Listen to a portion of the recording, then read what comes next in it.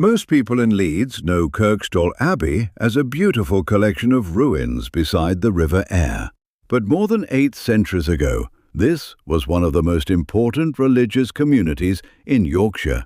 The story began in 1152, when a group of Cistercian monks, led by Abbot Alexander, established a new monastery at Kirkstall. The location was carefully chosen.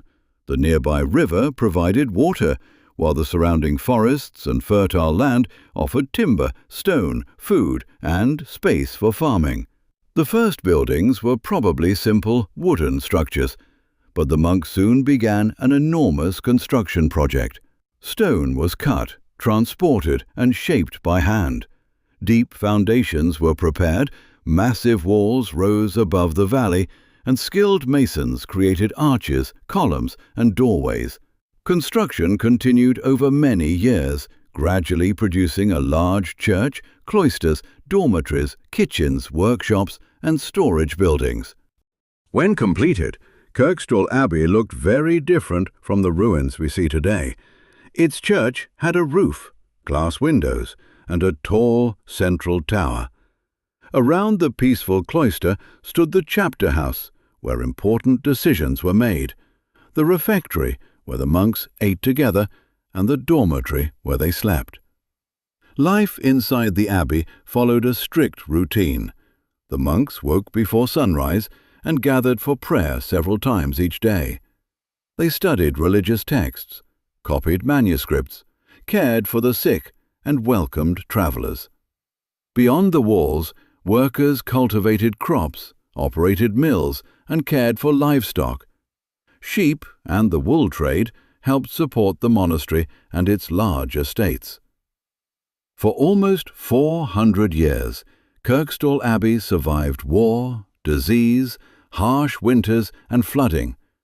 But its greatest threat came from the crown.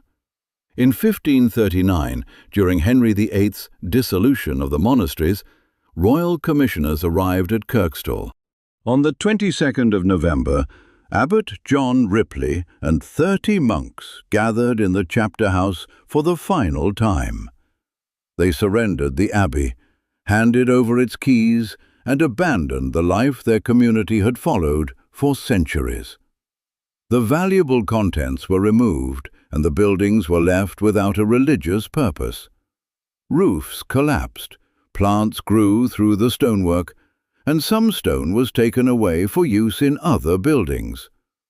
Slowly, the magnificent monastery became a ruin. During the 18th and 19th centuries, artists came to paint its dramatic remains. In 1890, Colonel John North donated the ruins and grounds to the people of Leeds, allowing the site to be protected and enjoyed by the public. Today, Kirkstall Abbey is one of Britain's best preserved Cistercian monasteries. Visitors walk through the same church, cloisters, and chapter house once used by medieval monks.